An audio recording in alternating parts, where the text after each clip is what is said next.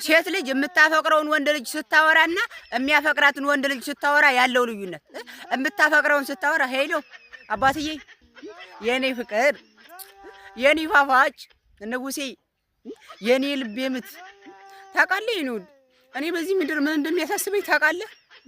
አንተን ያልታውቃል ሲት ነው የምለው የወንዶቹ በላይ ንጉሴ እንተኛ እምቢየው እንዳትወጣ እምቢየው እኔ ከወጣ እንዳትነግር እምቢ አያቀበጣ እሷ በሷ ልብ እኮ ቃብጣ ሙታለች።